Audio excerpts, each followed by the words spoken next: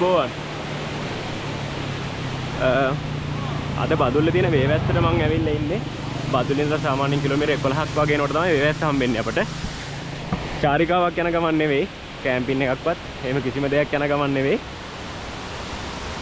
ඔයාලා බලන්න ඇති මගේ නාරංගල වීඩියෝ එක. නාරංගල වීඩියෝ එකෙන් පස්සේ මට මාසෙයි දවස් 7ක් 6ක් වගේ ගෙදර ඉන්න වුණා. මොකද නාරංගල කැම්පින් එක කරලා මං ගෙදර යන වෙලාවේ ඇක්සිඩන්ට් එකක් වුණා. ඉතින් ඇක්සිඩන්ට් එකෙන් තුවාල වුණා. තුවාල වෙලා හොස්පිටල් හිටියා. හොස්පිටල් ඉඳලා ගෙදර ගියා.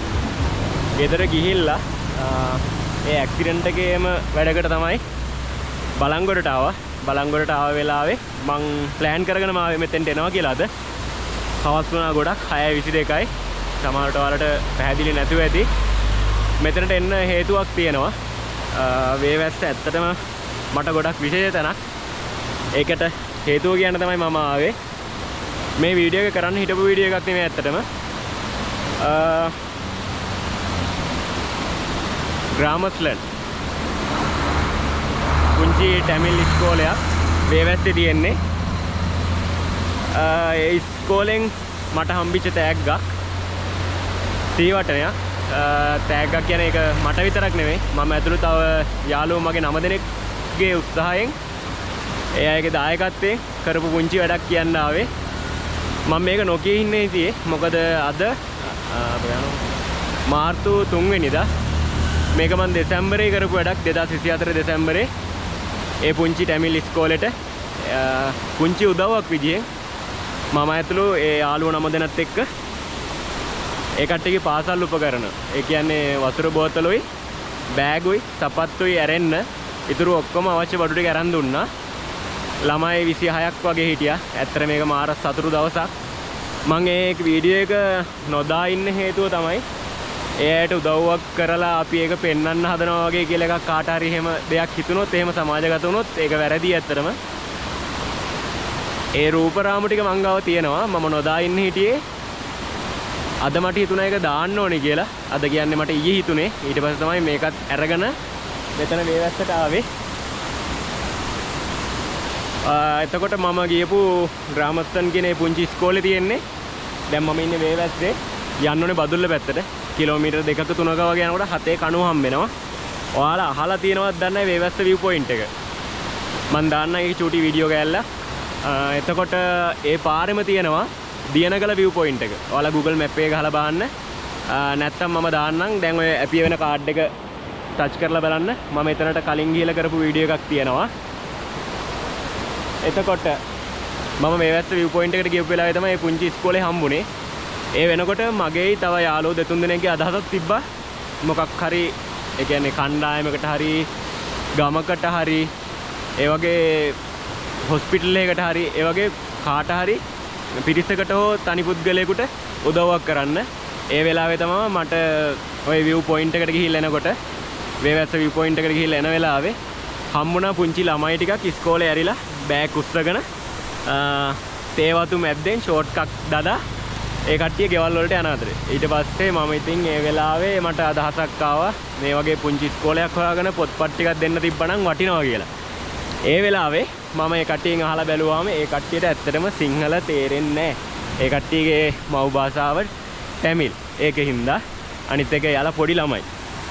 මට මතකයි පාඨශාලාවේ කියන්නේ මේ ඉස්කෝලේට කියලා. පාඨශාලාවේ කියලා කිව්වම පුංචි ගෑල් ළමෙක් එයා මට ඇඟිල්ල දික් කරලා පෙන්නුවා කන්ද පල්ලෙහා චූටි ගොඩනැගිලි 3ක්. ඊට පස්සේ මම ඉස්කෝලේට ගියා. ගිහිල්ලා ගුරුනිවාස හිටියා ටීචර් කෙනෙක්. ටීචර්ව හම්බෙලා මම ඉතින් ටීචර් කිව්වා මෙහෙම අපි දෙයක් කරන්න බලාපොරොත්තු වෙමින් ඉන්නවා ටීචර්, මේක අහම්බයක්. අහම්බෙන් මෙතන මේ වේවැස්ස view point එකට ආවා. ඒ වෙලාවේ තමයි මේ ඉස්කෝලේ දැක්කේ. එහෙම කියලා ටීචර් කිව්වට පස්සේ ටීචර් කිව්වා ඒක ලොකු දෙයක්, ලොකු උදව්වක් කරන්න පුළුවන් නම්. ඉතින් ඒ වෙලාවේ ටීචර් කිව්වා ටීචර්ගේ නම්බර් එකක් දීලා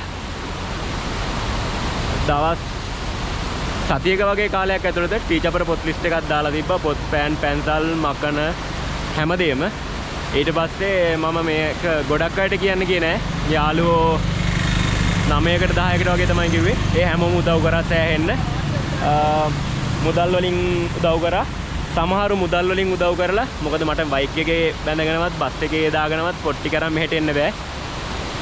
යාළුවෝ දෙන්නෙක් උදව් වුණා මට මේ බඩු ටික මේ වෙවැස්සට ගේන්න ඉස්කෝලේකටම ගෙනන්න ඉස්කෝලේටම ගෙනල්ලා ඒ ළමයින්ට බෙදලා දුන්නා. දෙසැම්බර් 20 මට මතක විදිහට ඒ දවස. එතකොට මම නොදා ඉන්න හිටපු වීඩියෝ එක දාන්න හේතුව තමයි මම එහෙම අදහසක් ඉස්කෝලේකට පොත් දෙන්න අදහසක් මට ආවේ ඇත්තටම මමත් මේ සමාජ මාධ්‍යයෙන් දැකපු වීඩියෝ එකක් හින්දා. එතකොට මට හිතුණා වගේ මම බලාපොරොත්තු වෙනවා මේක 100ක් බැලුවොත් ඒක 1000ක් බැලුවොත් ඒ 1000න් එක්කෙනෙක්ට හරි මෙහෙම අදහසක් ඇවිල්ලා තවත් මේ වගේ ඉස්කෝලේකට හෝ කණ්ඩායමකට මොනම හරි කාට හරි උදව්වක් කරන්න හිතුනොත් මම ඒ ගැන සතුටු වෙනවා. මම ඒකයි මේ වීඩියෝ එක අන්තිමට දාන්න තීරණය කරේ. විශේෂයෙන් කියන්න ඕනේ මේ වීඩියෝ එක කරන්න කලින් මම ඉස්කෝලේ ප්‍රින්සිපල් විදුහල්පතිතුමාගෙන් නොත් දෙමාපියන්ගෙනුත් ගුරුවරුන්ගෙත් අවසර ඇතුව තමයි මේ වීඩියෝ එක කරේ. එහෙම කරත් මම නොදා ඉන්න තමයි හිතන් හිටියේ. ඒත් මම දැන් අර කලින් කියපු හේතුව හින්දා ඒ වීඩියෝ එක දාන්න මම තීරණය කරා. ඔයාලා බලන්න මේ පුංචි පැංචාංගේ ඒ දවසේ ඒ මූණවල තිබුණු ඒ සතුට මේක ලොකු දෙයක් නෙවෙයි. පුංචි උදව්වක් ඒක ඒ කට්ටිය ඉල්ලලා කරපු දෙයක් නෙවෙයි මගේ කැමැත්තෙන් මම කරපු දෙයක්. ඒකින්ද අනේ මේ වීඩියෝ එක බලලා වැරදි වැටහීමක් ඇති කරගන්න එපා. මේක මම දාන්න ප්‍රධාන හේතුව උනේ අර හේතුව මම කලින් කිව්වා. ඒ කිව්වේ මම මේ දාන වීඩියෝ එක බලලා කවුරුන් හරි ඒ වගේ දෙයකට පෙළඹුණොත් මම ඒකෙන් සතුටු වෙනවා. ඒකයි මේ වීඩියෝ එක කරන්න ප්‍රධානම හේතුව. බලන්නකෝ.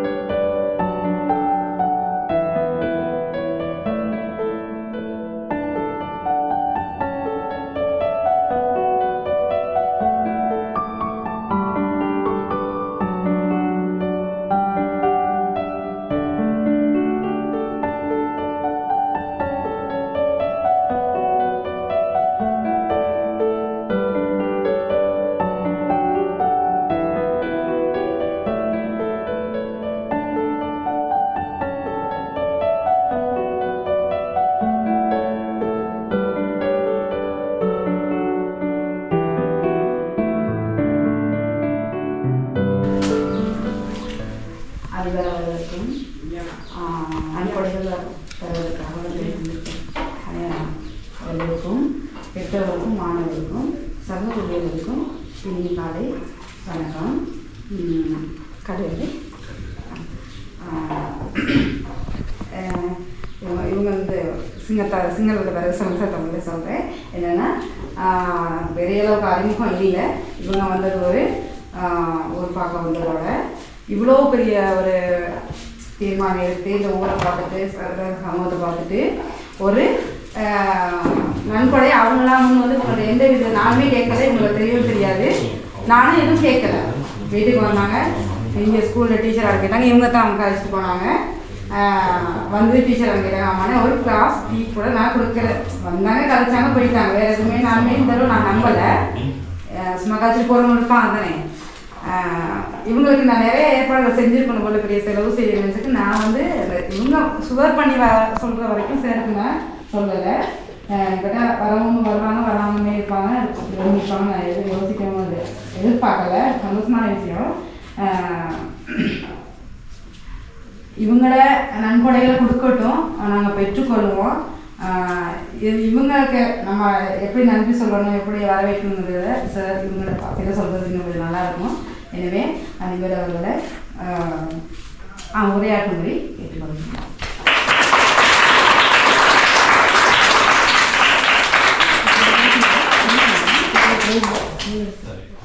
வணக்கம். පළමුවෙන්ම කඩුවල ප්‍රදේශයේ මිත්‍ර සංසදයේ කියලා කියන අහිවින්දති කියලා නේ හරි සිංහල හරියයි. ඒ කියන්නේ අපේ ඉල්ලීම පොඩි ඒ කියන්නේ කෙටි හැඳින්වීමක් තුලදී වෙච්ච පරිත්‍යාගශීලී මෙවක මේ දැන් මේ දරුවන්ට අපේ ප්‍රදේශය අනුව ගත්තොත් දෙමෝපියන්ගේ දෛනික වැටුම කියන්නේ දිනක වැටුම රුපියල් 1000ක වෙලා ගන්නවා. ඒකට ඒ වැටුපෙන් තමයි ඒ සමහරක් නැහැ. පායන දවස් තියෙන තමයි මේගොල්ලන් ඉස්තර ටිකක් මොකද දැන් කරන්න ඕනේ. දැන් වැයි කාලේ කියනකොට දින 5-6 වගේ වැඩ දවස් වැටෙනවා. අමතරව ඒ කියන්නේ දැන් අපි මාර්තු අප්‍රේල් වෙනකොට පැයilla පටන් ගත්තොත් දවස් 3යි 4යි. ඒකට අපි දැන් මාස් පඩි ගන්න අපි සමහර අපිට ගැටලු මතුවෙන දැන් තියෙනවා. ඒ ඒගොල්ලන්ගේ ඒකට අර දවස් 3-4 කියනකොට තාම පාරේ ඊගාට දැන් දෙපාර්තමේන්තුවෙන් පැත්තට පොඩ්ඩක් දැනගන්න කරන්නේ අපිට ගුණාත්මක යෙදවීම් කියලා මුදල් වර්ගයක් අවුරුදු ගානක් දීගෙන ඉන්න ඒවත් දැනට අපිට තියෙනවා. දැන් මේගොල්ලන්ට විතර නෙවෙයි දැන් ස්කෝල් කියන්නේ පරිපාලනයේ කටයුතු කරගෙන යන පවා සමහරවිට අසිරිතා ඒ කියන්නේ අපි වාර්ෂික සැලසුම් හදන්න ඕනේ. වාර්ෂික සැලසුම් හදලා අපි වැඩසටහන් දැන් ගිය සැරේ මම වැඩසටහන් 70 ගානක් දාලා තිබ්බා වාර්ෂික සැලසුම්. ඒ කියන්නේ පොඩි වැඩසටහන් මේවා කොහොමද ඒකෙන් 30ක් 35ක් කරගන්න බැරි චතරම තියෙනවා. ඒ කියන්නේ හැම වෙලාවෙම මේගොල්ලන් උදව් බලාපොරොත්තු වෙන්නේ නැහැ. දෙපාර්තමේන්තුවෙන් දැන් ගිය සැරේ දීලා තිබ්බම රුපියල් 8,500 දාපුණා. ඉතින් ඉදිරියට දැනට මොනවා හරි ප්‍රතිසංස්කරණ වැඩ මේවා කරගෙන යයිද කියන්නේ කරද වෙන්නේ කියලා දන්නේ නැහැ. ඉතින් අනිත් එක ඇවිල්ලා දැන් අපේ පාසල ගත්තොත් මේ පරිසරයට විතරක් යැපෙච්ච දරුවෝ විතරයි ඉන්නේ. ඒ පිටින් හරි මේ දැන් අපේ නගර පාසලක ගත්තොත් දානපතියන් ඉන්නවා, ව්‍යාපාරිකයෝ ඉන්නවා. එහෙම පිරිසක් ඉන්න ඉඳ එම පාසල් වලට දාන පරිත්‍යාග හරි එහෙම දේවල් ලැබීගෙන යනවා. ඉතින් අපිට ඇවිල්ලා දැන් අපේම දැන් ගුරුවරුන්ගේම සීමා සහිත තමයි මොනවා හරි දැන් වැඩසටහනක් කරන වෙලාවෙ අපි ටිකක් ඒකවල දැන් ගුරුවරුන්ට කිව්වොත් සමා එක් දැන් ඉන්න ගුරුවරු දෙයක් වගේ එතකොට ඒගොල්ලන්ගේ වියදම බලද්දී මාසෙකට ගමන් වියදම විතර රුපියල් 7-8,000 යනවා. එකම වීල් එකට එකට එන්න රුපියල් 500. ඒකට ඇවිල්ලා උදේට බස්සලා යනවා හවස වෙනම එකට එනවා. රුපියල් 1000 කින් දුන්නේ. එම 6 දෙනෙක් එම නුවා කරනවා. ඉතින් මා දැන් බයික් එකේ නේ අපිට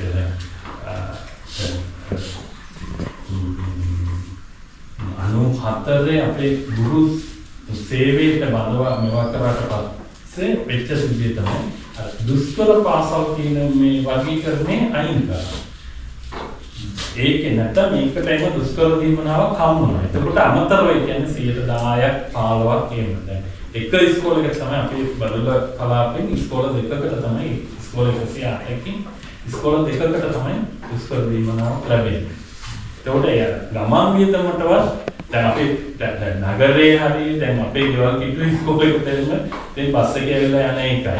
ඒ ගුරුවරයාම මෙතට ඇවිල්නකොටයි බෙදෙන් දෙකක් ගන්න. ඒවා ගැන දැන් කියන්නේ ඉස්කෝලේ පවත්වාගෙන යාමට තියෙන ගැටලු. දැන් අදෙසෙන් දැන් තවම ඉස්කෝලේ කෙනෙක් ෂෝට් ලීව් එකක් පැයක දාලා කියලා කරන වැඩ අපේ මේ දවසම දාන්න වෙනවා. ඉතින් ෂෝට් ලීව් එකක් දාලා දොරාමාර්ටි කියොත් බැංකුවට යනවා කියන්නේ. හරි. මේ ටික මම කිව්වේ මේ පාසලේ කරගෙන යන තියෙන අපිට අභියෝග හැකේට ගන්න පුළුවන් කාරණා ටික. ඒකට ඉතින් දරුවන්ගේ පැත්ත බලලා ඔයගොල්ලන්ගේ කියන්නේ දැන් දාන පරිත්‍යාගය කිරීම ගැන කිව්වොත් ඒකට හිතක් පාළ වෙනවා. අපි ගාව තියෙන එකක් යමකට දීලා ඒකේ ප්‍රයෝජනය වෙන්න කියලා හිතනවා. සමහරක් ඉන්නවා මේ කොච්චර තිබුණා අර දානෙට දන් දීමට හෝ වෙනත් මේවයකට ඉදිරිපත් නොවන පිරිසක් ඉන්න.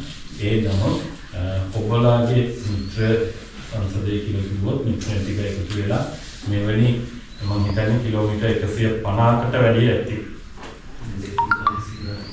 210කට හරි 210කට ඇති ගණනලා ඒ වියදම ගණනාගෙන මෙවැනි කටයුත්තකට ඉදිරිපත් වීම මේ දරුවන් ලබපු භාග්‍යයක් හැටියට ඔබතුමාලා සියලු දෙනාටම ස්තුතිවන්ත වෙනවාට වැඩිය පින්යි කියනවා කියලා කියන්නේ මම නියදෙනවා ඔබතුමාලන් කවුරුහරි සිංහල කියන්නේ සිංහල තේරෙනවා.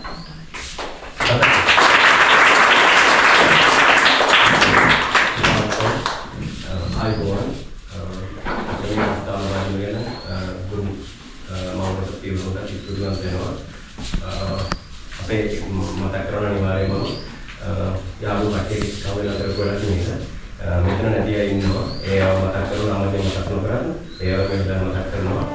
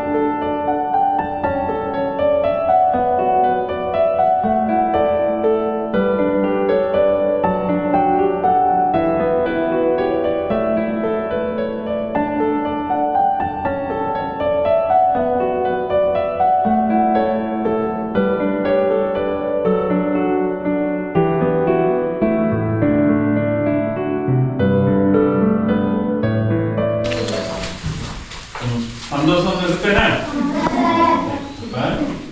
ஒரு பரிசு செஞ்சு வச்சுருக்கோம். உங்களோட பேரை நிறுவனமா எதுவுமே எங்களுக்கு தெரியாது. அதை சேஞ்ச் பண்ணி செஞ்சு வச்சுருக்கோம். எங்களோட வாழ்க்கை எங்களுக்கு இன்னும் திரும்பவும் வேணும். திரும்ப திரும்ப இனி எங்களுக்கு நல்ல முறையில் அறிமுகமான பிறகு எங்களால் ஏந்த நன்றிகள் உங்களுக்கு சொல்லிக்கிட்டே இருக்கணும். ஏந்த சின்னங்களை நாங்கள் இன்னும் செஞ்சு கொடுப்போம். அந்த நன்றி சின்னத்தை எடுத்து செய்வேன். அதிபராக පොඩි වලට මතක සටහනක් ඇටියට පොඩි නිමයක් කරලා තියෙනවා.